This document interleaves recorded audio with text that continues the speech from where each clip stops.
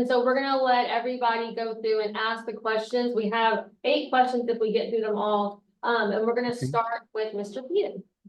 Hey, Hi, good to see you. So describe how you retain staff and create engagement and retention. And can you give an example of that, especially during a challenging time? Okay. Well, so I've been a leader for a really long time, and so I've had opportunities to perfect that. I would say engagement really comes with that personal connection with people. You don't just have team members that you don't know who they are and you don't know what's going on in their lives, especially when there's challenges, and we all experience those in life. So I think those personal connections are really important, especially during like the onboarding process, getting to know your team. When you have a vast team like we do at Children's Home Society, it's across 4 or 5 counties. So sometimes that takes extra effort. But it's well worth it when you're working with people that are out in the field. I'm a big believer in frontline first.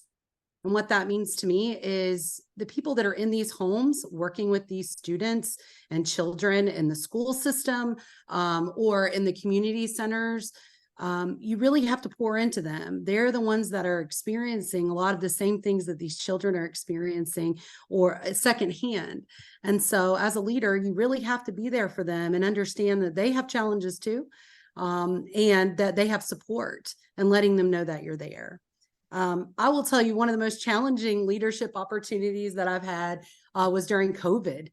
When everything shut down, what are you supposed to do? Especially when your staff are working in schools or out in homes and people don't want you coming in.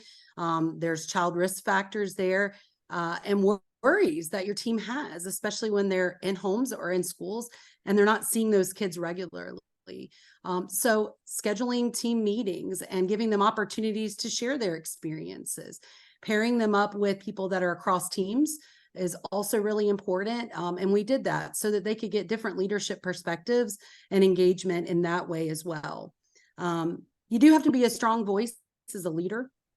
You can't just be one that is out here just being rah-rah. Sometimes you have to deliver tough news too. And I think when you do that in an honest and ethical way, people begin to trust you and know what you're saying and what you're going to do is the truth. So leading by example. If I'm at home and I'm having challenges at home, being real about that with your team. It doesn't matter position or where you are in an organization.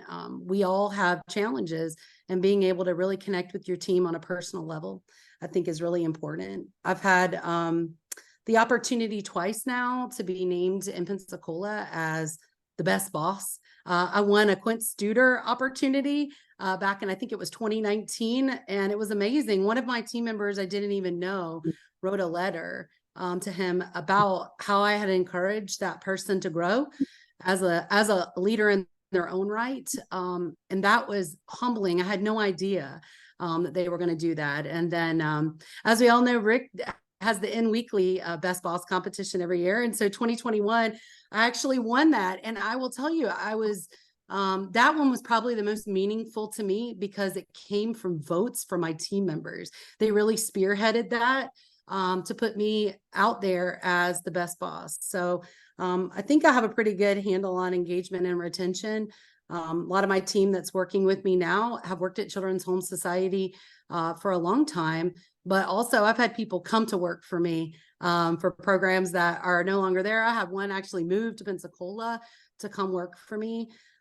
So they really encouraged me, and I've learned a lot about how to be a leader. And I think that really, like I said, comes from that personal relationship part.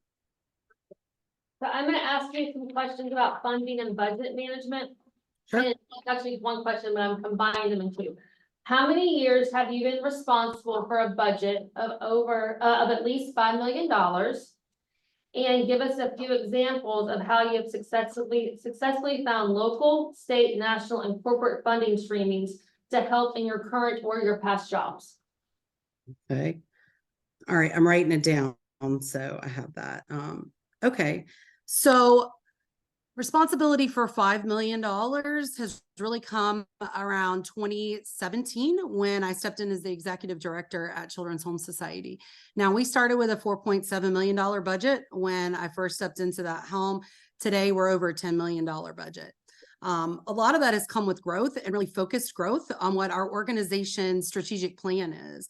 It's really important to have that as your guiding principle, and then you bring the methodologies to play through that strategic plan. So our organization, if you guys know, and this is my longest experience probably with one organization really focused in on that type of work that's outside of the child welfare system. So CHS has been, we are the beginning entity for adoptions in the state of Florida and helped create the child welfare system. But a lot of that shifted probably about 8 years ago when we really started looking at, we really started looking at how you could get ahead of that child welfare continuum. What does that look like? So we started growing in very different ways, and that did come with local, national, and statewide support. So community partnership schools, I feel like you guys are all pretty familiar with that. And if you haven't heard the news, Bellevue is our latest one. We just found out the Friday before Thanksgiving. So we're really excited to grow that. But it comes through partnership. And we have grown and really looking at how we can marry together all of those resources that are coming from a local, national, and state level. Advocacy is a big part of an initiative like that, and working with our legislators. We have to include them in what we're doing because it does make a difference on the front line, like I said, is one of my major focuses. So we have partnered not only with healthcare providers and with universities to really marry together those different pots of money that one nonprofit just can't get to. Some of those might be the DOE, and we partner with the school to do that. Some of those may be larger state initiatives like Healthy Families, which is your 0 to 5 population, and really advocating for those funds to come down into our particular community. So as we partnered with those entities to grow those services, we've also been able to have a real voice about what the need is. Sometimes things come down from the federal level that are really impactful. A great example is transitional living and street solutions, which works with our homeless youth population. I've done those at multiple organizations for many years, and I love that programming. Teens are my favorite. I will say that. I remember what it was like to be a teenager and how awkward and crazy it is. But I had a very loving family. So to work with youth that are couch surfing, you really have to garner federal funds for that. And you have to produce or you don't get those renewed. So we partnered successfully for the last 10 years for federal grants to support that particular population. And most recently, we partnered with the city as well with some of those ARPA funds to bring in interns, because some of the issues we were experiencing there are that we didn't have a prepared workforce to work with homeless youth. So really, as being one of the only entities that does that work in Escambia and Santa Rosa counties, it was really incumbent upon us to partner with the university to say, these are the kind of jobs we have out here, and we need a prepared workforce that feels comfortable working with homeless youth. So we've done that really successful over the last 2 years and have hired some of those team members through that experience, which is what we wanted. So I would say, if you want to know the years that I've been hitting that $10 million threshold, it's been over the last couple years that we've managed it, and really looking at successfully managing it really comes with business savvy type of work. So I've had to learn that. So I'm a mental health clinician by trade, and that's what I was trained to do, but I was promoted very early into administration, and I always reported to an executive director. And so they were really great to pour in that business side to me. I don't think everyone gets that opportunity, but I did. And I took it very seriously and learned it, because if you have no margin, you have no mission. And the bottom line is you've got to have a stewardship of funds that is to the letter of the contract. And if you want to do something different, you've got to find a different way to do it. And so I would say that that's been something we've done very successfully. And that's why CHS particularly has grown so much, because we have been a good steward of the funds that have been provided to us. Commissioner May is going to ask you the next couple questions. Okay. Hey, Lindsey, how are you? Good, Commissioner. Good to see you. Good to see you as well. What do you see as the major policy issue facing children and families in Escambia County? Did you get it? Or do you want me to repeat it? No, I got it. I was just writing it down. Well, I think that comes in several different buckets. So I think that's a large question. As I mentioned, the homeless population, that's a different funding stream, right? And a different policy in the way we work with them. When we look at state and federal and what they see is coming from DCF, which funds a lot of children's services around child welfare. You know, privatization of the child welfare system has been hot seat with the press lately around how they're stewarding funds and what the outcomes look like for our kids in the child welfare system. They're not as promising as we would hoped that they had been when we started privatization 20 years ago. I think that there's a lot of looking at what could be done and who would be your best entities to do that. So I think community partnership school particularly was a real response to that policy, because it allows us to look at that frontline prevention part of what we do in investing and really shifting our system dollars to prevention efforts that may not be your typical type of services we've done for the last 20 years. When we see policy, we have to look at what's facing each particular community. And so what might be right, and what I have learned as CHS is a statewide organization, is what's going on in Miami is not what's going on in the Panhandle. Okay, it's not. And my peers down there, when I hear them, I'm like, what in the world are you dealing with? But here's some solutions that have worked in our area and really sharing those type of things. So I would say, you know, the policy is really about how we utilize the money. What is really best for kids, and should we really be shifting all of our resources into, let's say, foster care? There's definitely a need for that. But what would that look like if we got just a little bit ahead of that and solved some of those family issues on that front end and kept that family together? Because one of the things we do know is that outcomes for kids are much better when they are at home with their parents or their family. We know that. So what can we do innovatively to push funds to those type of, evidence-based practices, or even some unique innovative practices that can be the hallmark of our county? What can we bring to the table? And I think that really takes a variety of different type of mindsets. So even when you're working with healthcare or with the university focus or with the nonprofit, you've really got to partner to slim down what those particular issues are. I know that didn't answer your question wholly, but I think that that's part of what we're doing with UWADA, is that sort of, which is the United Way Agency Directors, that's sort of dissolving. But all of us nonprofit directors that are together, it's dissolving because United Way is not having certified partners anymore. But we saw value in meeting. And so part of that is meeting and trying to focus on what are the issues that affect us all in nonprofit leadership. Could that be insurance? I mean, we certainly know that can be a challenge. Could that be business savviness? Could that be grant writing? What could it be that we could all get on a similar platform? And although we have different expertise, could we partner and really opening up a new way of looking at how our directors in this area are organized? Thanks, Lindsey. My second question is, what do you see as the top 3 priorities for ECT in the next 12 months? And Okay. the top 3, it's just the top 3 priorities for ECT in the next 12 months. I'm sorry. You only have 10 more minutes, so. Okay. Well, I'll just give you bullet points. Quickly, yes. Okay. Top 3. I think Okay. I'm sorry. No, go. Y'all ready? Yeah, Okay. we're ready. Top 3. Okay. We've got to get this stuff with the out of school time ironed out. We really do. And I will tell you, don't get eaten up with the press on this one.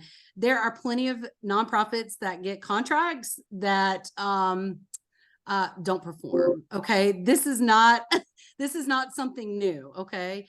I think we've really also got to look at what sort of things we are doing in the community that are not currently funded, or funding is coming to an end.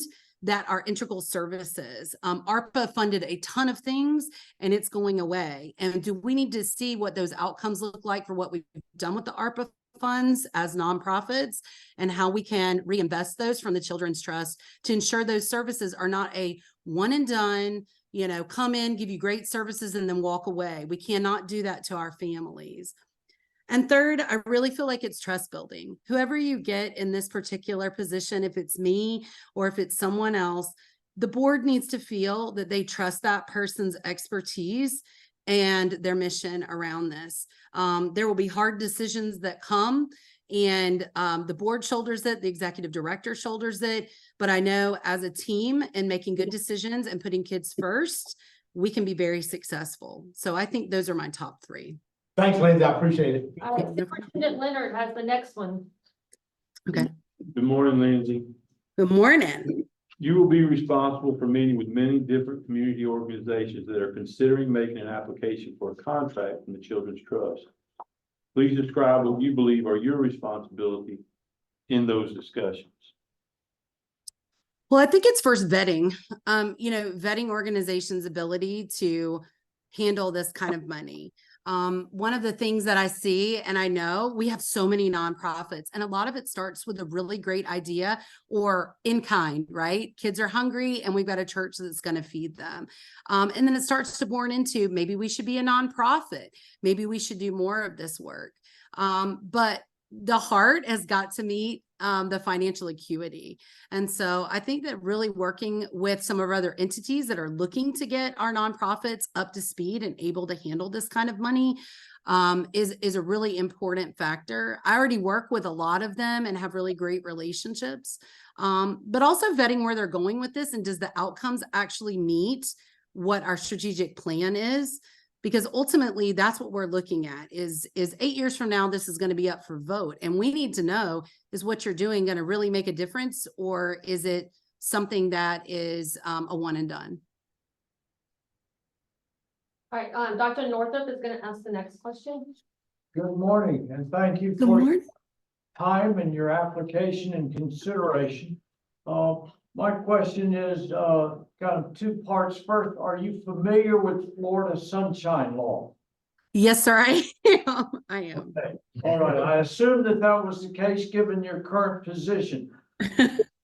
Given the Sunshine Laws, how do you manage the information flow between regular meetings so that the members and are properly prepared for decision making and for action items, the board members? Okay. I foresee kind of doing that the way that I do it now. I don't ever come to a board meeting at CHS without my board members being prepared for the level of discussion that we're going to have. A lot of it has to do with personal conversations and being able to get them on the phone and just say, here are the things that we're facing. Here are the things that you're going to see on the agenda. Do you have questions for me that I can answer? And maybe I can't answer them, maybe I can, but also following back up with them related to questions that they may have that I don't have an answer for. Like I said, it's really a partnership and teamwork effort. Although you're in the Sunshine Law, your conversations with the executive director are not. And so being able to have that time set aside monthly to vet what that agenda is going to look like and any questions that you have. The last thing we want is you coming to a board meeting and looking confused and not understanding the level of conversation and it taking you guys 2 and 3 hours when you scheduled an hour. We really want you guys to be prepared. That comes with the relationship with the executive director. All right, we have 2 more questions. Commissioner May is going to ask the next one. Okay. That kind of leads in, you're just talking about the board, leads into this. How would you manage a decision that the board made that you did not agree with? Boards always make decisions you don't agree with. No, Absolutely, all the time. Yeah. I mean, it does happen. It happens. But I think that that's really stepping out of your own way. When it becomes prideful for you as a person and not mission centered, that's where you get hung up in those type of, well, the board didn't agree with me. Well, maybe they didn't, but it's a collective group coming together. The decisions are not just all the executive director. They're collective minds looking at a larger picture, and you have to respect that. So what I will say is, there are decisions made all the time by funders and boards that, nonprofits may not agree with, but that's why we have a board of directors in nonprofits, and this particular board is to help look at a real well-rounded conversation. And that comes with support. That comes with support of each other and the decisions that are made. Thanks, Lindsay, I appreciate it. All right, Mr. Peden has the last question. Do you consider yourself politically savvy? I don't know, Mr. May, am I politically savvy? And hey, you go to Little League football games, you're politically savvy. I mean, I've slung my fair share of hot dogs and sausage dogs, I'll tell you that. If so, give us an example where you were savvy and what was the outcome? Okay. I feel like working with our legislators, I very much view them as servants of our community. And I think they take a lot of heat for the things that they do. I think really working alongside them related to what your mission is or what your agenda is important. I've had plenty of conversations very directly with Senator Broxson, with Michelle Salzman, with Alex Andrade, all of them about what our missions are and what their particular focus is as well for our community. So sometimes you hear hard feedback, but at the same time, it's important feedback. Also working with our local commission, we've done that for a long time. I think it really starts with humbling yourself to understanding the load that they've taken on. And then you can kind of see where they're going for it. Like Mr. Leonard is a really great example. And I'll give you an example. He's been put in a very political hot seat in his position. And, I scheduled a meeting with him and went and sat down and we talked through, this is where CHS is, this is our relationship, this is where we're going, this is what we would like to do. And just having those real conversations so that it's honest, it's meeting both missions. And sometimes he'll say, Lindsay, we just can't do that. That's okay. Then we need to get to the yes somehow. So what I will say is I think it really has to do with respect of the positions and each other as professionals and what they've stepped up to do. Do you feel like this position is political? I think it can be if you allow it to be. I know that there are a lot of people, whenever there's money available, people are going to come out and they're going to want to call their friends and work through that. But I will tell you, I think that it's only as political as we want it to be. If we are focused on kids and the mission of what we are set up to do, there's always going to be a naysayer. There's always going to be someone that loves it. But that's really up to us as a team to understand that those kind of things are going to come and that we are mission forward. All right, we have like 2 minutes. Anything else you want to say? No, I just want to share with you all. This is I haven't applied for a job since 2014. Okay. And even in the executive director job, I think I was the only candidate for that at CHS because I started as an operations director.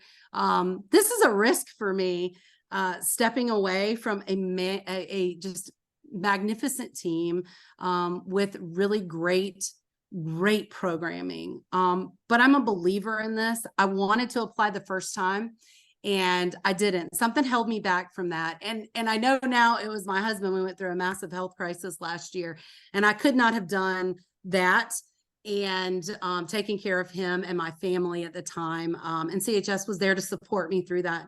But this is a very open opportunity for me to really look at targeted focus of funding. And it is something that I know I can do well. It's something that I want to do. And I feel really my faith has led me here. So what you see is what you get. I am a hard worker. I'm a roll up your sleeves kind of person. You heard I'm slinging hot dogs at the concession stand. Like we get involved. The whole family does. It is what we do. And it's a decision that's very public. So it wasn't easy for me to step into that ring, but I have the support of my team and my boss even, to move forward if I'm the candidate selected. And I would be honored to work with you all through this process. Thank you, Lindsay. Thanks, Thank Lindsay. you. Thank you.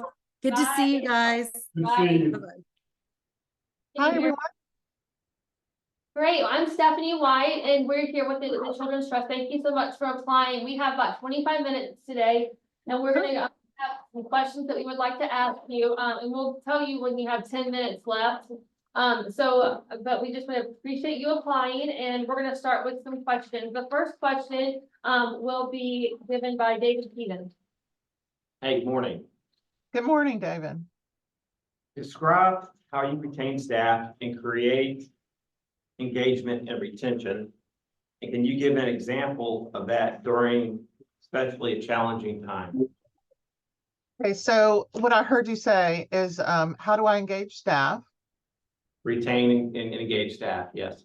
retain and engage staff? And then there was a second part to that. An example of that during a challenging time. Okay. One thing I do when I join a new organization, I engage staff and board members to find out where their interests lie, where their strengths are, what they want to aspire to in terms of goals and objectives for themselves, as well as the organization. And if we do that on a regular basis, it typically involves them in day-to-day decision making, and I like to connect what we're doing with the strategic plan. So if employees feel engaged in the day-to-day work and they can see how that contributes to the overall goals, they tend to stay on with an organization.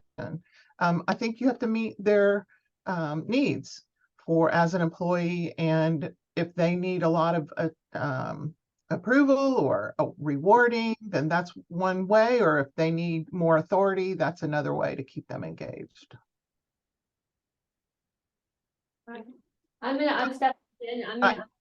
I'm sorry. So the next part of that was an example, right? So recently, I was working with a team and things were going awry. We work with state grants and are granting those monies to local communities. And so there's been a gap in that connection to how we're engaging in the project from different places across the country. And so meeting regularly has helped us. So we weren't doing that. And so we started meeting regularly just to talk about how things are going.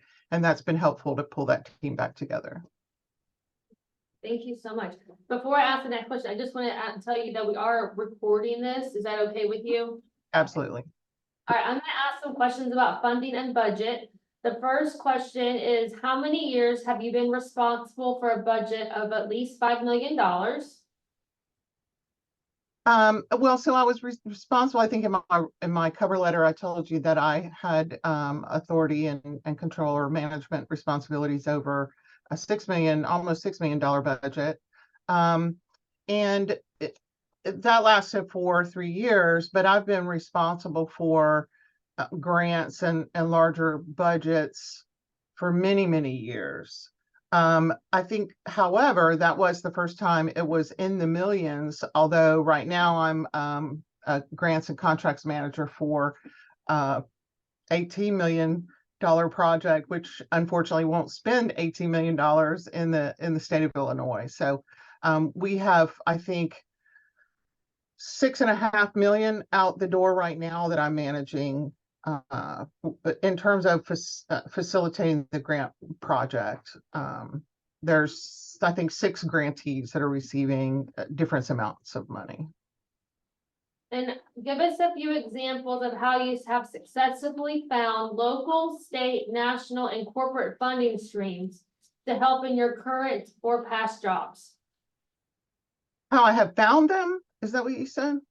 And how you found them and used them. How I found them. Okay. So a couple of ways that I go about finding money, right? So first we have to look at our strategic plan. One thing that nonprofits like to do is chase money that's really not aligned with their strategic plan. So what I do is I look at the strategic plan and then I start to research foundations, local foundations, as well as national foundations that are interested in those particular types of services. In terms of federal grants, I currently work on a HUD grant. I have worked on SAMHSA grants, and those are not easy to get, but they're certainly possible. And those project grants, or those grants, take a lot of research and data. So one of the things that is necessary to achieve a good grant proposal is to have your facts straight, have your data in line, and have your measurements in place.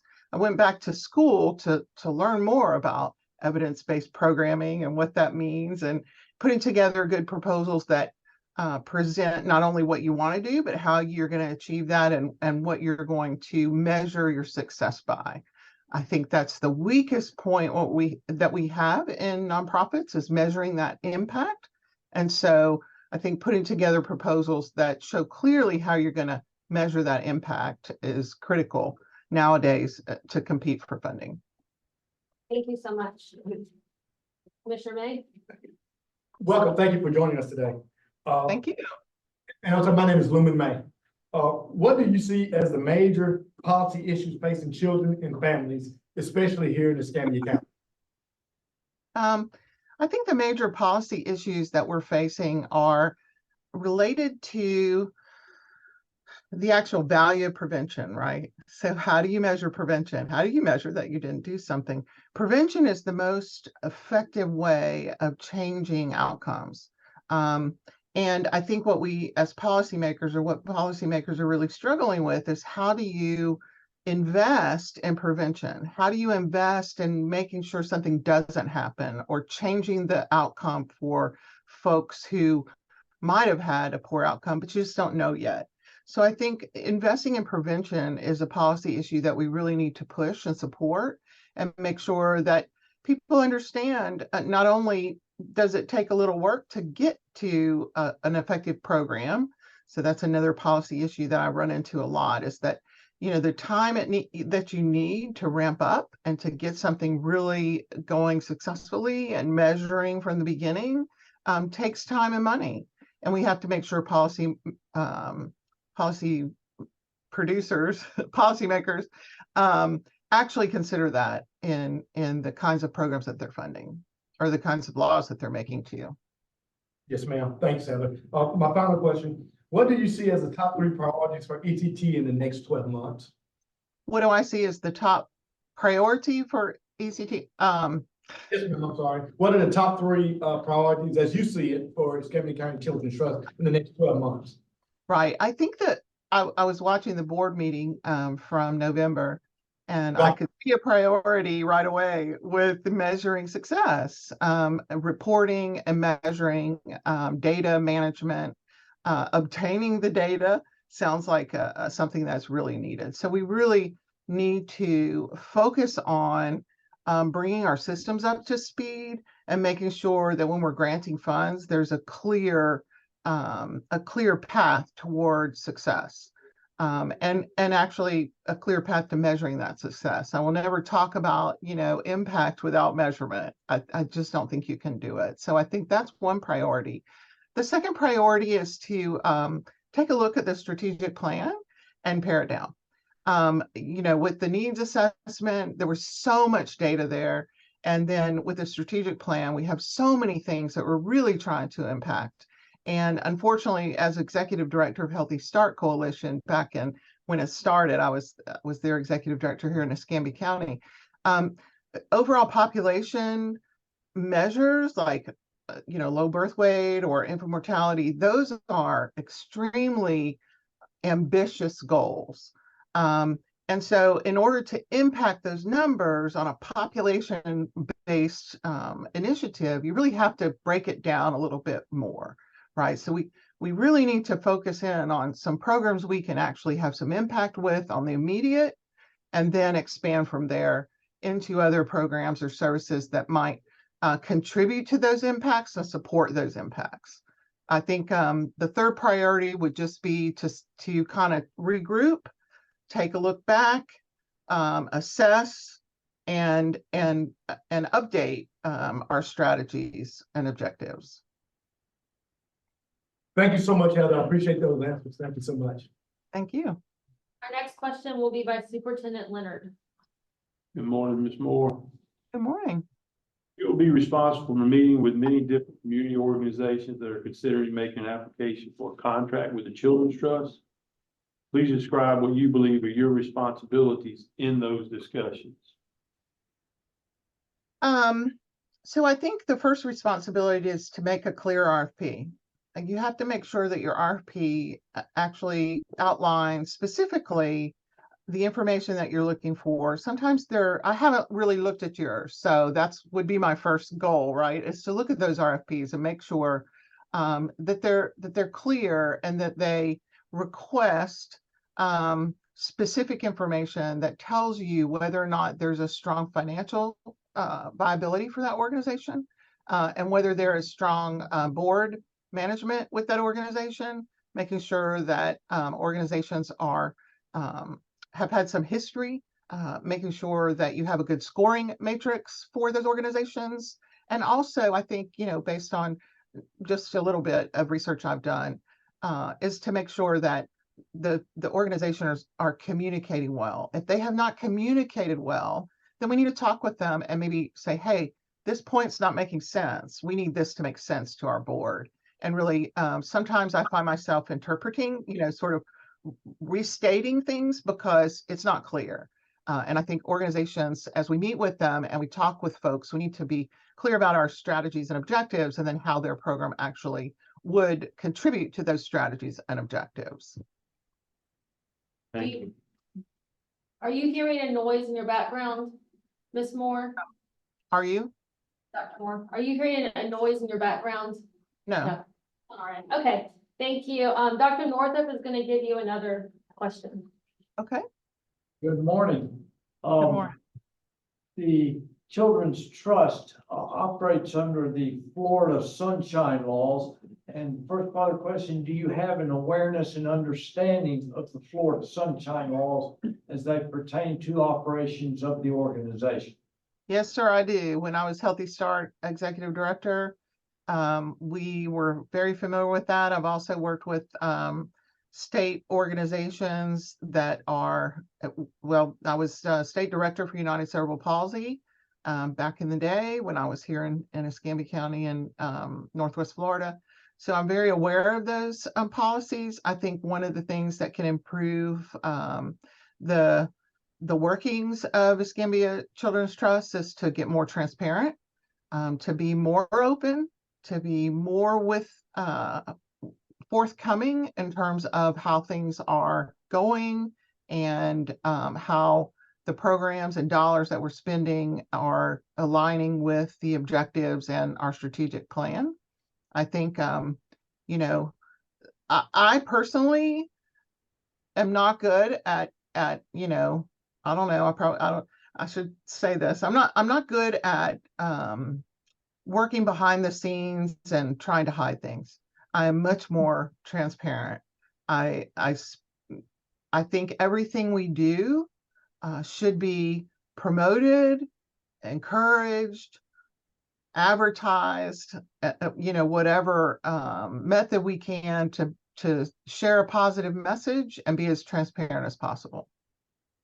That was a great segue into the second part of my question, which is recognizing we have a board of 10 individuals. How would you work, and what steps would you take to increase communication among that board prior to the board meeting, so that we are prepared to make decisions and to promote the role of us in a policy fashion when we come to those board meetings, recognizing the comments you just shared regarding improving and increasing transparency?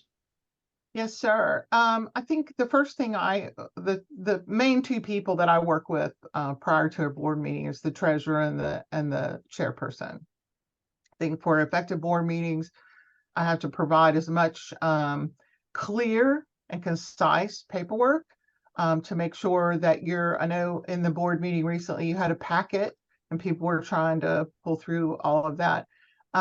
I think working with the chairperson, so she is as prepared as possible, or he is as prepared as possible to facilitate the discussions that need to happen during that meeting.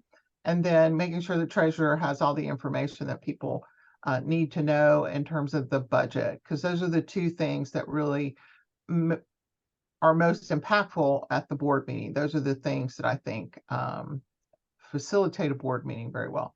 The other ways that I communicate between meetings with board members is having conference calls. We might get together for a pre-meeting if you have time, or I would meet with each board member individually, especially in the beginning, to make sure I understood what their perspective was about the board meeting and how I might be able to help them in terms of their individual information needs. Thank you. Okay, you have 10 minutes left. We have 2 more questions. Okay.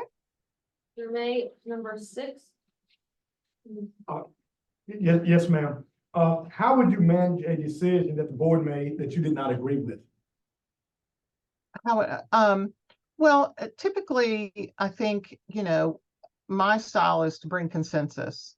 So, usually once we get everything out there and we're talking about it, there's ways to come about solutions that everybody can agree on. I believe that is true.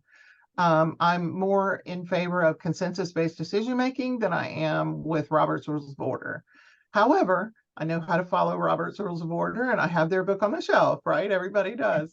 But I have to trust the board members to run the organization. So my job would be to support the board in making those decisions. And if I didn't agree with it, that would be okay. I'm not always right, and I don't profess to know everything that that everybody's thinking. So there may be ways that we can discuss it, and then if it's a decision the board wants to make, I'm probably going to already support it because we already would have found a good solution. Thank you, Dr. Moore. I appreciate your time. Thank you. So do you consider yourself to be politically savvy? And if so, can you give an example of how you were savvy and what the outcome? So politics is an interesting topic, right? That's a nice last question. In a way, I'm politically savvy because I know how the system works. I started my career with United Cerebral Palsy as their state director, and I was a lobbyist for them. And so politically savvy means knowing the right people and the ones who actually influence decisions. So if you're talking with a representative or a senator, they're probably not the right one, right? You need to talk to their aide. So in terms of how the system works, I'm politically savvy. The other thing that I have in my toolbox is the ability to read legislation and policy documents. So I do a lot of rule review and looking at actually what is written in the policies. My dad always says I should have been a lawyer because I'll go in and really peel through the details on some of the policies that are being proposed specifically or more often proposed. But then again, the implementing policy is sometimes the most difficult part of it, right? Because there's lots of interpretations. And so I have to look at those policies and really understand the intent behind them. And then we can, find workarounds if the policy is really strict in a way that prevents us from doing our work. I think, savvy comes in when you can actually read or understand a rule or a policy and find a way to develop solutions that do not extend beyond that, but also facilitate what you need to do when policies are restrictive.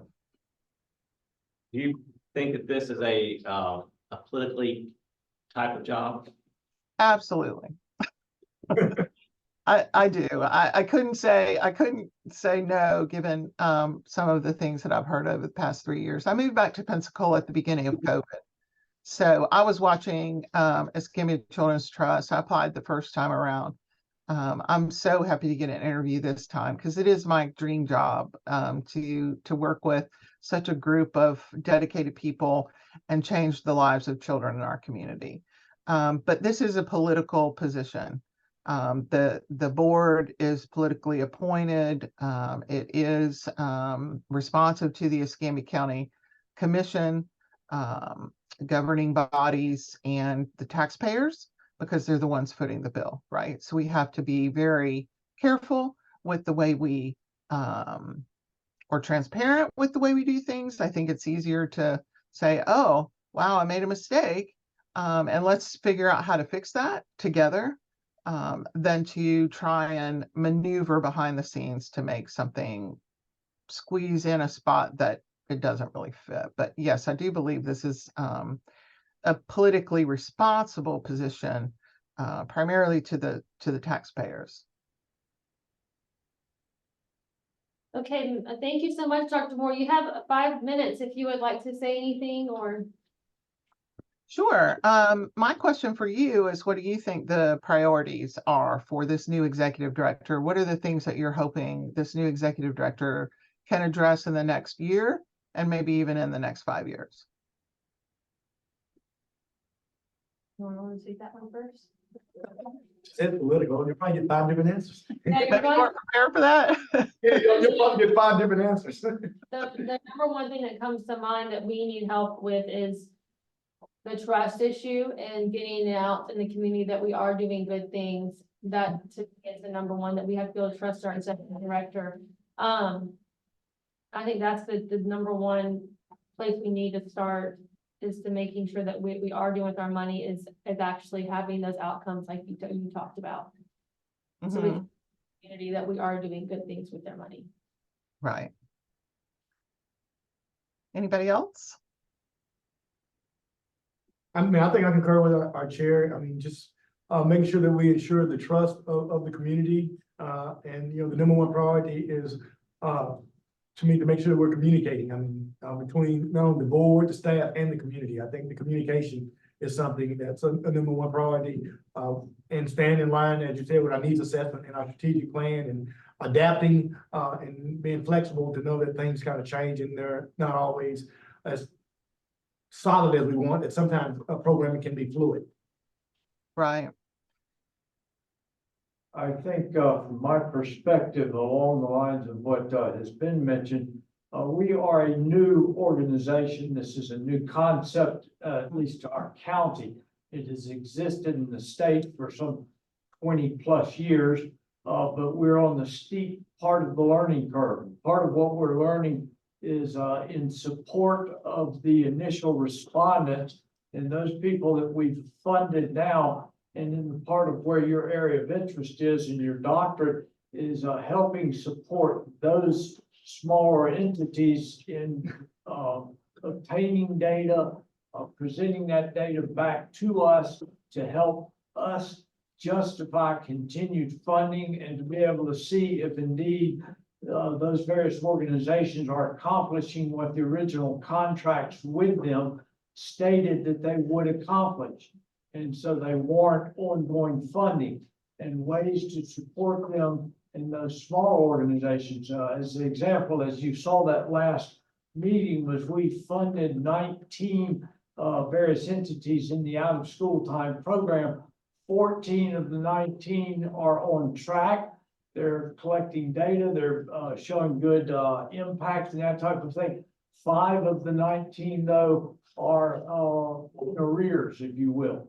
And it's going to be, as we go forward as a board, and as you mentioned earlier, developing those RFPs to be crystal clear in what it is that we are asking based on the strategic needs assessment, those types of things. And then that the organizations are obtaining the data that we will need to look at that and see that the public is getting the return on investment that they deserve and that we are responsible for. And that will be I think, a big job for the director in overseeing that process. Yeah, that was actually an answer to my second question, which is how in favor are you with technical assistance? I think some of our small organizations are very wonderful. However, sometimes they don't really have the capacity needed for such a big this type of grant. So I think you're right. I think technical assistance to some of the smaller organizations and even some of the larger ones to get better at what they do and get better at transparency for the community is going to be important. And I know you have a data system. I think there were 3 different systems that you're using, or at least the SAMUS is one, but it connected to a couple of others. So really helping the funded organizations, use that system effectively and design their programs in a way that is measurable and impactful. Thank you so much, Dr. Moore. We appreciate you. Thank you. Thanks, Thank Dr. Boyd. you. It's great to meet all of y'all, and I look forward to speaking with you again. Yes, Yeah. ma'am. Thank you. Thank you. All right. Thank you. Have a good day. You too. Hi, Walker. Thanks so much for joining us today. I'm Stephanie.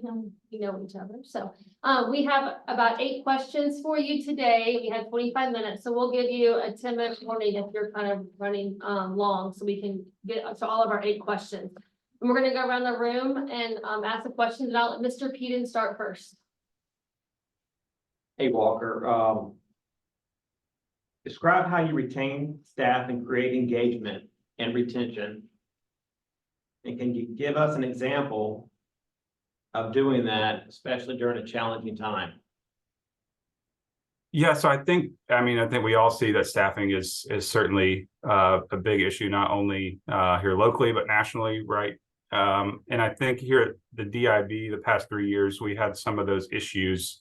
When I started, we were kind of going through this transition phase of kind of finding maybe a little bit of a new identity of who we were, because we weren't managing parking anymore, and all that had rolled over to the city. And so I kind of had to make, some tough decisions of we had 3 people at the time. And so how could I incentivize them to stay here when they were both hourly paid employees that were maybe a little bit lower on the pay scale? And so I had to make really the tough choice of, one, cutting back a lot of our overhead that we had in the office. And so within the first 6 to 12 months, reduced our overhead costs by 5%. And then ultimately had to consolidate those 2 roles that we had into maybe a more competitive position where I could pay a salary to that person and really give them better benefits in the role that we have here at DIB. So unfortunately, we did have to lay someone off, but we were able to get better qualified candidates because we took those 2 roles, combined them into one, and really gave that, the new person an opportunity to have a career here with us at the DIB. I think you've got to have a clear vision of what those roles are, and certainly make them enticing, and find somebody that's engaged and really excited about the job. I think if it's someone just kind of looking for something to make ends meet, obviously that's something that we all have to do. But I think it's important that you find somebody that's ambitious, maybe obviously qualified to do the job, but also has a heart for and a passion for what the mission is of the trust or any organization that you're working for. Thank you so much. I'm going to ask the next questions. It's 2-part questions. How many years have you been responsible for a budget of at least $5 million? And give us a few examples of how you have successfully found local, state, national, and corporate funding streams to help you in your job. Okay, so $5 million publicly, I have a short answer. Publicly, I have not with public funds. The DIB budget is roughly $1.1 million. But before I was with the DIB, I worked at Baywood Products from 2012 to about 2017-18, and managed the procurement of their raw materials. And when I started, I was managing a budget for that of about $5 million. And by the time I left, it was in the neighborhood of $11 to $12 million that we were procuring of lumber every year. And so managing that process, ensuring that we were getting, the best rates on their raw materials, so at the end of the day, their product could go out and they could, make a profit on the sale of their end product. And I think, looking at the trust with a budget of roughly $15 million annually, plus whatever maybe is there in the carry forward from the year prior. I see that the operating budget is very similar to that of what the DIB is. So I think managing the operating budget and really taking a look, as I did here when I got to the DIB, and making sure that, you know, our overhead isn't too much, whether that, I mean, that could be anything from the cell phone bill to the internet bill, to, you know, do we have the correct staff in place, and making sure that our budget for operating is sufficient.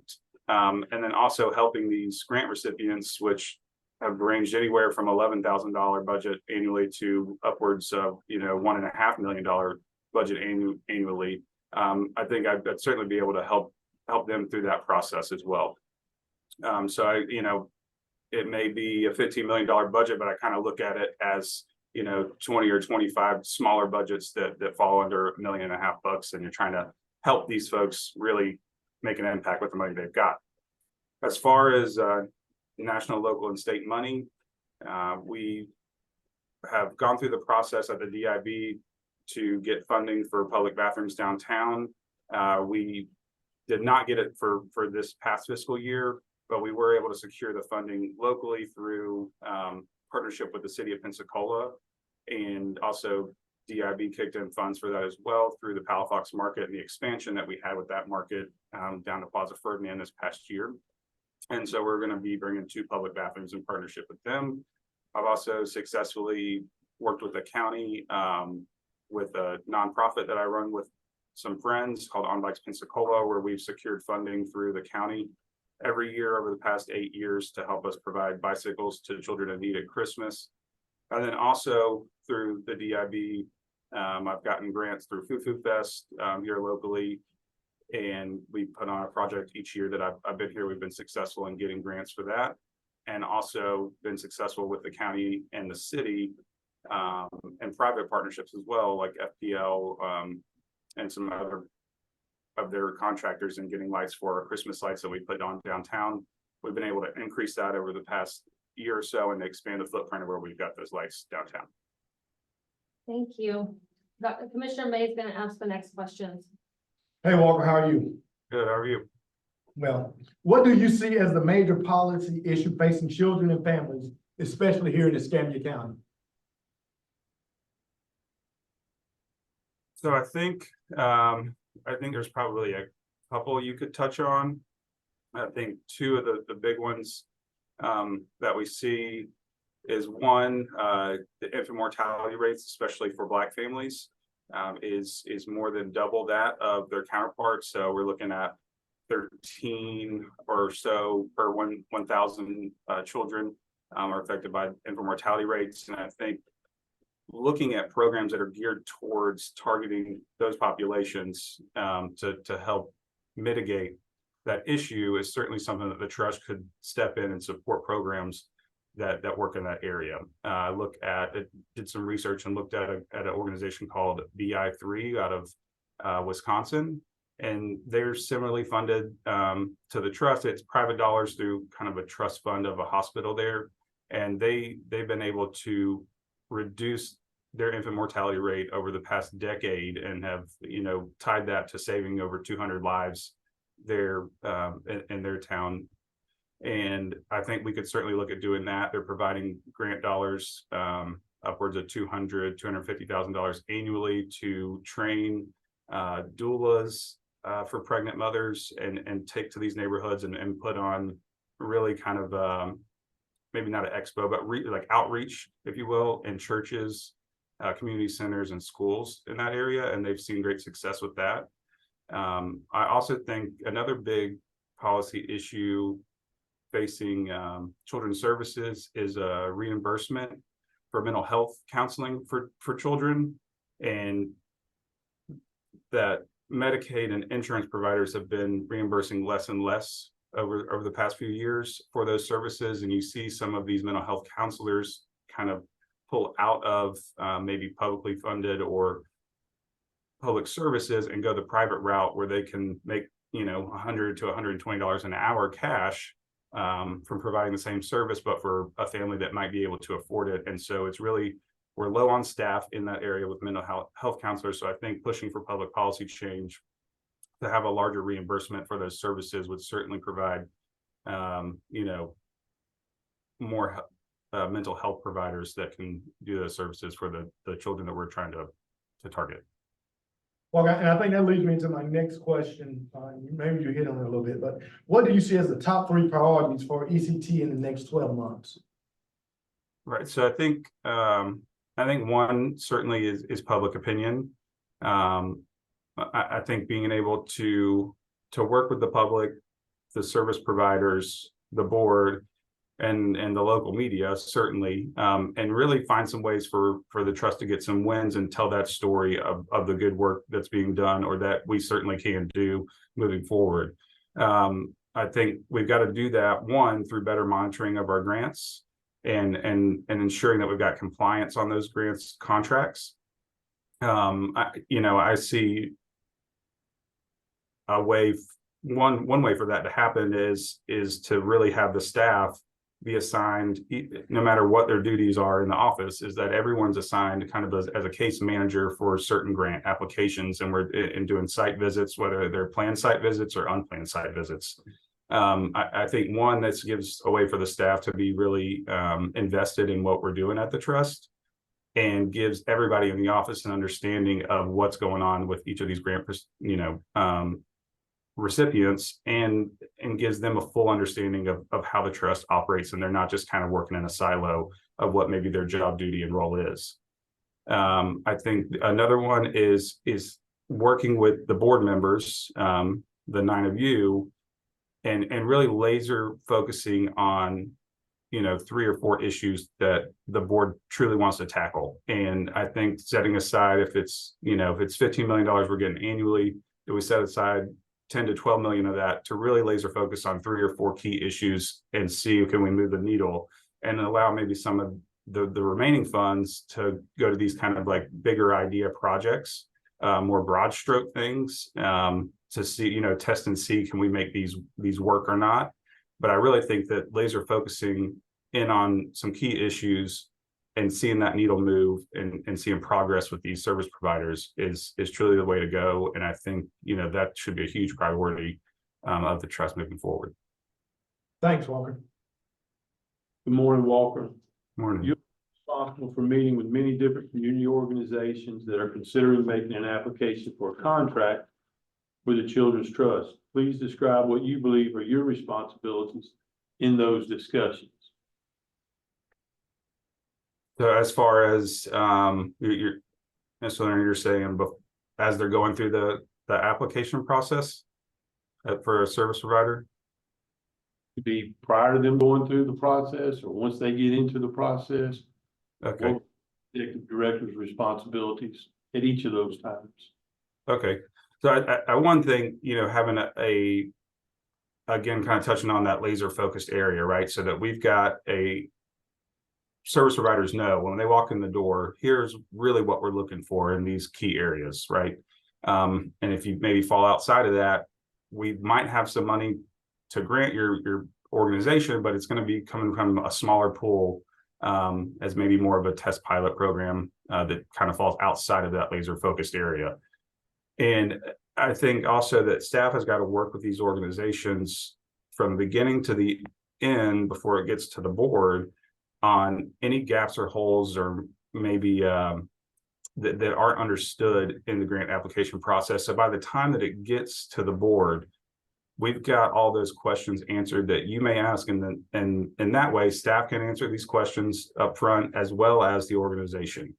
And I think having open communication with each board member on what's going on with these applications, so we can get some of those questions from you all, so that by the time they reach the board and come to the meeting and go downtown in a public setting, that we don't have a whole lot of unanswered questions by the time they reach you all.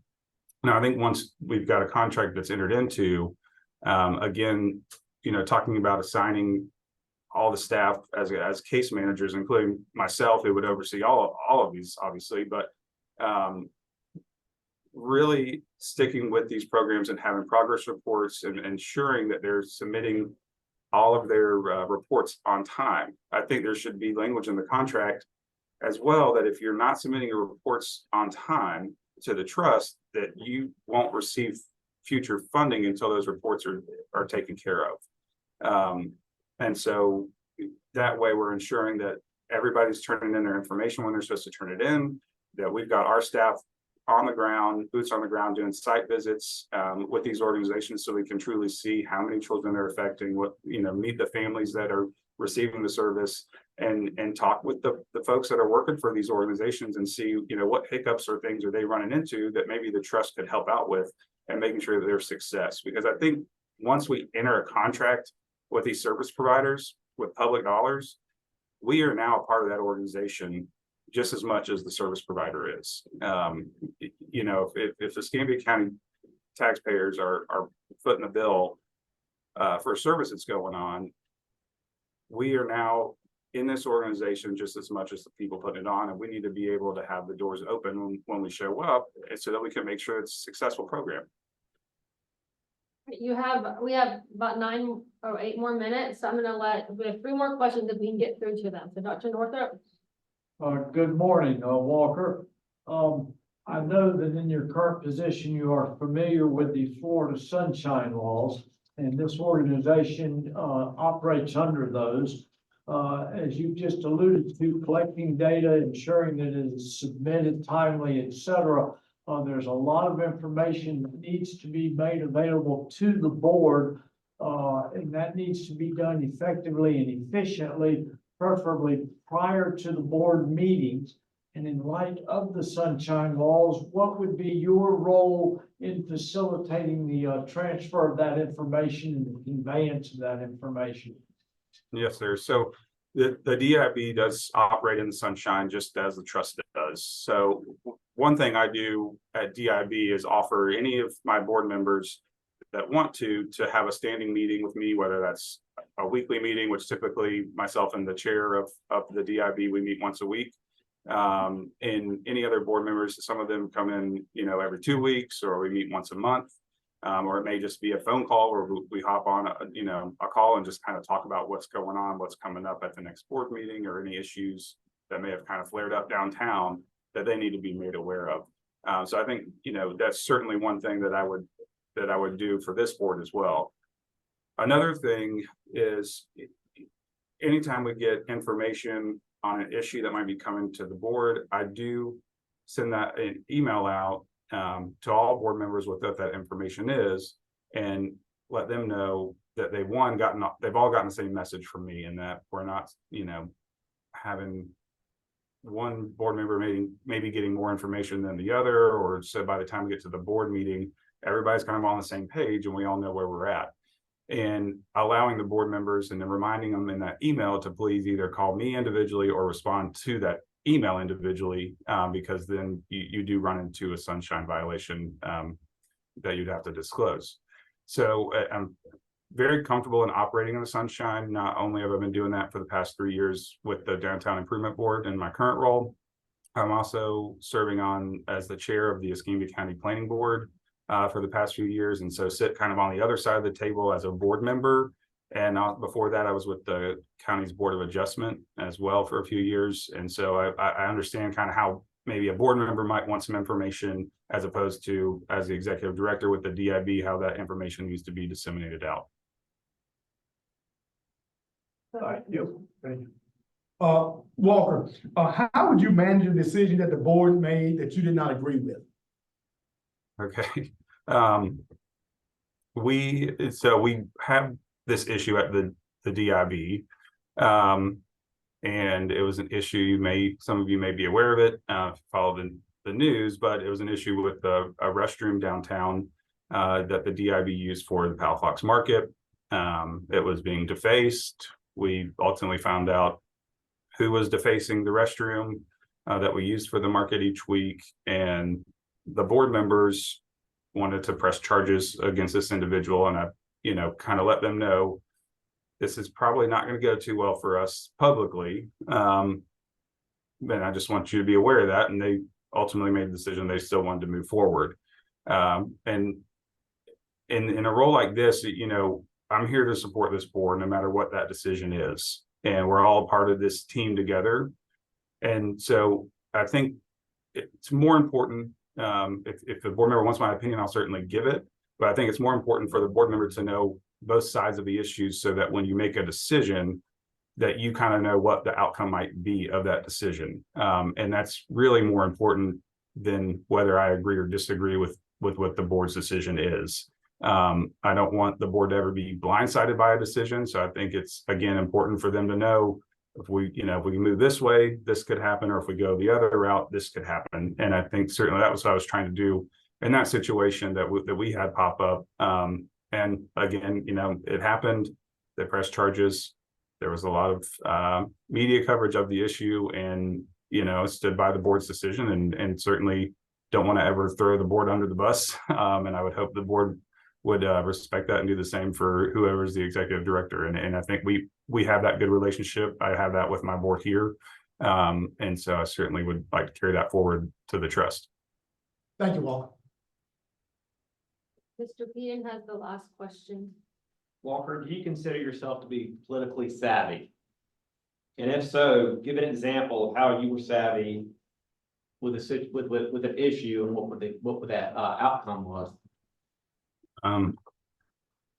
Politically savvy. I guess maybe I'll answer that question this way: is I think no matter what you're doing, whether you're in private business, you're a lawyer, a doctor, a superintendent, it's all about relationships and who you have those with. And I think maintaining relationships with those folks that may affect your business, right? Whether that's the DIB or the trust, whether good or bad news is coming from you directly to them, you've got to be able to maintain that relationship and be able to pick up the phone. And I think over the past few years, certainly with the DIB and working on the mayoral transition team, when Grover started office, I certainly made some great relationships here locally. I've got great relationships with Representative Salzman and Andrade.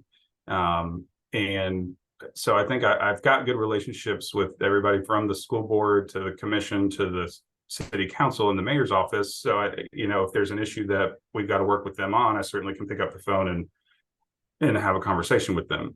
As far as an example, one big thing as far as funding for the DIB, we're just like the trust, assess ad valorem revenue for the property owners within our district. We do fall within a CRA district, so those funds go to the CRA, and we've had an agreement with the CRA where we get those funds back. When I started, the city decided they wanted to retain $100,000 of that revenue that the city would keep. So essentially, we would get, we'll just call it $500,000 of ad valorem revenue, and the city was going to keep $100,000 of that. This past year, I was able to work with the city council, mayor's office, and staff at CRA to get that $100,000 back, so where we would retain all 100% of our ad valorem revenue. And I think without having those relationships and being able to pick up the phone and have those conversations, I don't know that would have happened. And so the DIB for 3 years lost out on $300,000 of their tax revenue that our taxpayers paid, with really nothing to show for it, that went into the downtown CRA. And so moving forward this fiscal year, we will get all those dollars back. So I think maybe that's an example that I could share that would help answer that question. All right, I think our time is up. Thank you so much, Walker. We appreciate it. All right. Thank you, guys. Have a good day. Thank you. Thank you. Julie, if you can hear me, if you'll unmute yourself and let us know you can hear us. I think I've unmuted myself now. Okay. And can you see me? Nice. There you are. Yes. Hi, good morning. Good morning. Oh, sorry. Hi, thank you so much. Hi, thank you so much, Julie, for joining us. We're glad you're here today. I'm Stephanie White, and we're going to go around the room and ask you 3 questions. We have 8 questions to ask you, and I'll let Ian start. Hey, good morning. Describe how you retain staff and create engagement and retention for employees. And can you give an example of that during especially difficult or challenging time? So I've already, this is intimidating. And, and I have done virtual interviews, but not from my house before. So I tried to set this up so that you could see me, but not see too much junk. So a plan for employee engagement and retention. We had that very same plan at Children's Home Society. When I arrived there, I had 3 years previously had turnover rates of, in one division, over 61%, 62% over 3 years turnover. And in the other division, over 40% turnover.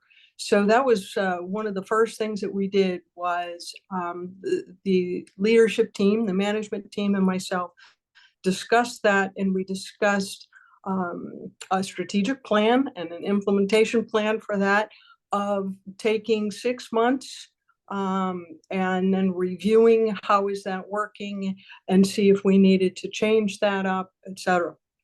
And every manager had their own ideas of what their teams would respond best to, but we also had an agreement that we would all share and that we could change things up and be fleet of foot. So we reviewed our data monthly, sometimes weekly, especially in the beginning, to see what we thought was being impactful and how that was going in 2 different divisions. And the people were sharing how their team were reacting, and some people were saying, you know, I like that idea better than my idea. Can I switch? And so we just we kept on evaluating, and within the first year, we lessened that turnover rate from the 40% to about 22%, and from the 60% to about 28%.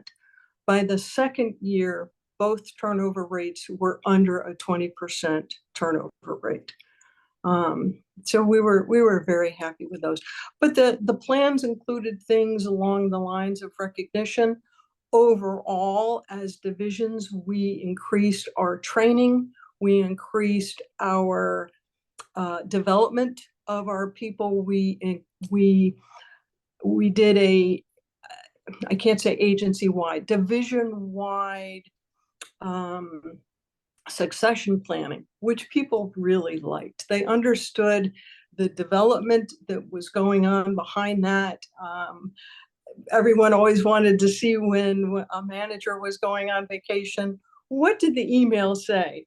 While I'm out, contact so-and-so. And the so-and-so would have been a person that was on the succession list for that position. Just people really appreciated that, the transparency of that, and that went over well. And we also it did a division-wide, both divisions, culture of philanthropy. And so we taught what that meant, and people were excited about where they worked and talking about it in the community rather than just say to the hairdresser or to whomever, yeah, I work for Children's Home Society. And someone would say, oh, that's really nice, or you help children, or, you know, people have a heart for that. And so you'd get a compliment for that.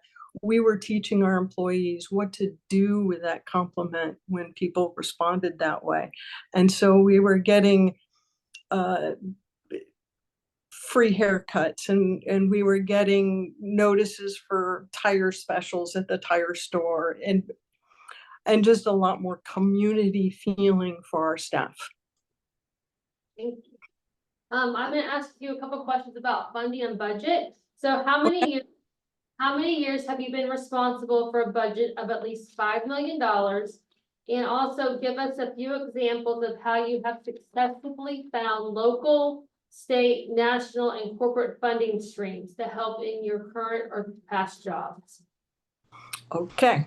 My position at Glove House, Glove House, by the way, was founded by a former boxer. It just makes sense when people hear that. So Glove House, our budget was around 10 million. So that was over 3 years. And then for Children's Home Society, I had 2 divisions. They were 2 of the smaller divisions. There were 15, I believe, divisions statewide. So I had 2 divisions, and one was about a 3 million. The other one was a 2.5 million. So total, those were over 5 million. So over 6, going on 7 years for that. Then And the question second, hit me about finding local, state, national, corporate funding streams. so as you know, a lot of children and family services are funded through state, county, even federal dollars. So a lot of our programs were somewhat funded by those contracts. But we also had philanthropy goals in all of my jobs. And we certainly always looked for new opportunities for RFPs, whether they be at a county level or state level or federal level, and applying for those. So, you just make it a part of your weekly job to make sure that you get into the county, to the state place where they put the bids. You get used to the federal places of who's looking for, and you also have people in the community that will tell you, hey, did you see that the feds have opened that up? So you just make that a weekly part of your look at those sites. Our next question is going to be by Commissioner May. Hi, Commissioner. How are you? Good to see you. What do you see as the major policy issues facing children and families, especially here in Escambia County? So, the poverty issues are so intertwined, and not just poverty by the federal standard, the Alice families. So much systemically surrounds that issue, the affordable housing, medical care for your kids, being one disaster away from not being able to afford either food for the month or rent for the month, and what are you going to do? So that seems to be certainly the case for Escambia as well. And it's also so intertwined to then the child welfare system, the disproportionality of all of that. It just seems to snowball itself. Unfortunately, whether it's the housing or the child welfare, the drug abuse, those things negatively impacting the children and the families that are supposed to support them. The subsequent involvement in systems, particularly DCF, really seems to snowball the children into all different kinds of then further problems. So I see that Escambia is not any different in that as well. Thanks, Julie. My next question kind of ties to what you've already said. What do you see as the top 3 priorities for ECT in the next 12 months? Just your opinion. The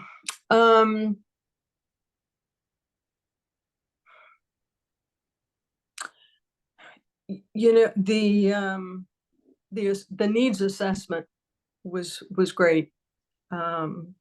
The needs assessment was great, and it talked about looking at the things that are the fires And I would say that I think the fires are probably along the lines of the DCF, child welfare, abuse maltreatment interventions that can be supported with in-home family support, parenting support, family strengthening programs, as opposed to removal. I see that as being a large fire area. Affordable housing being another, and really helping the community understand equity, equity and data. Okay, so 4. The data needs to drive. People need to understand efficacy. So, Thank you so much, Julie. sure. You will be responsible for meeting with many different community organizations that are considering making an application for a contract from the Children's Trust. Please describe what you believe are your responsibilities in those discussions.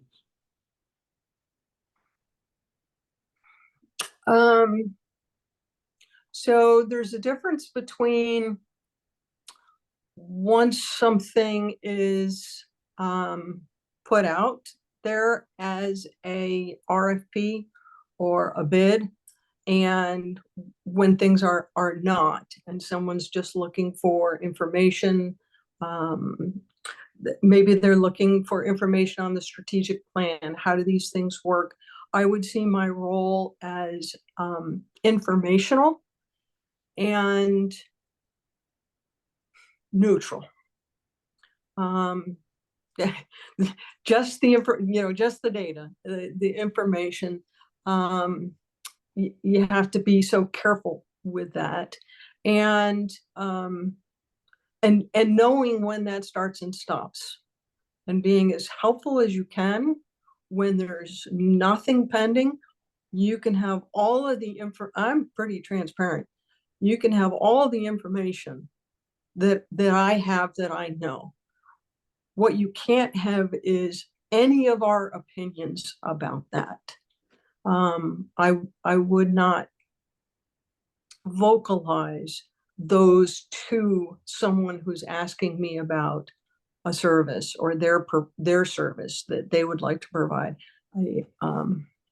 I just would say that's not my place. Not till probably later. That's a whole different process. Well, Ms. Snyder, you've made a very good segue into my question, which has to do with the Florida Sunshine Law. Are you familiar with that? Okay. Yes, indeed. Very good, very good. With that familiarity and the comments that you were just making, how can you, or how do you see your role potentially as the executive director in interacting with the 10 members of the board and keeping in mind the Sunshine Law and our need for information, the data you referred to, et cetera, when we come to board meetings, in order for those board meetings to be the most efficient, effective, and productive as they can be, and how you would work to share that in light of Sunshine Law? So Florida is not the only state with sunshine laws. It might be called the Florida Sunshine Laws, but a lot of states go by the same concept when government money is involved. I find that keeping what my role is very defined for myself, and being transparent. A long time ago, we used to do child welfare without the family present. As odd as that sounds, some of you may know that and understand that. We did services for the family without the family present, because we like to talk about the family. And I didn't, but I was trained in this system. And people said things about the family that they wouldn't have said in front of them, or they would have worded it differently, or what. I was very quickly involved with some groups of people that pointed out the error of that way, and have been involved ever since in trying to teach that that's not how business should be done. And so I have operated within the nothing about me without me for a very long time. So I'm pretty comfortable where that, how those conversations take place, what those conversations sound like, and making sure that there's not going to be a time. I've been doing this for a while. If you Google my name, you won't find anything. And I can be proud of that. So, and I am. So, but it is a skill set that you have to learn, because it's not easy sometimes. I hope that answered. We have 2 more questions for you. Okay. I can be wordy. I'm sorry. No, you're fine. No, thank you so much. You're very good. How would you manage a decision that the board made that you did not agree with? Just manage a decision. I'll reread it. How would you manage a decision that the board made that you did not agree with?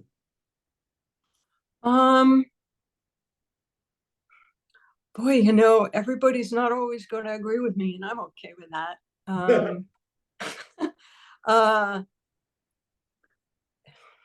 Yeah, I've had times when I give the board all the information, not many, but I have had times, and they say, nope, we're just going to do something different. Okay, my responsibility to support the board. My board is my boss, and I've never had a problem with that. I keep my boards informed. I tell them everything, even sometimes if I'm not sure how that's going to go, but they need to. Board can't make its best decisions if they don't have all the information that they need to have. Thank you. Thank you so much, Julie. Sure. Ian has our last question. So, do you consider yourself to be politically savvy? And if so, can you give an example of how you, were savvy in the situation and what the outcome was? Ooh,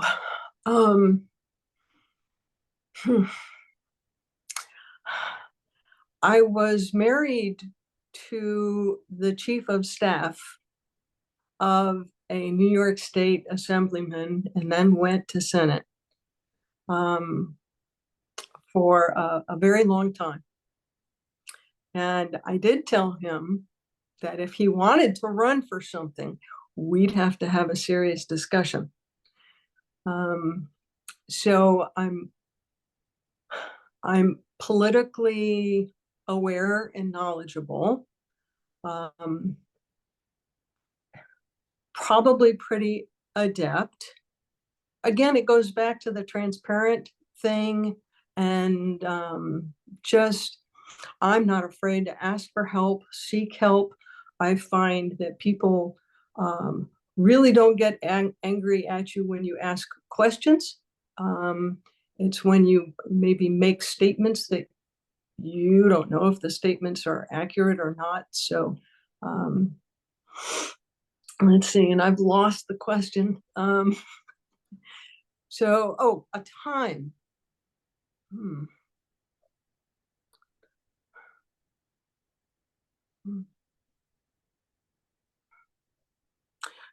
Could you give me the question again so I can see if something pops to my head? Well, in terms of savviness, a time when you had to be savvy dealing with an issue. Whatever that may look like.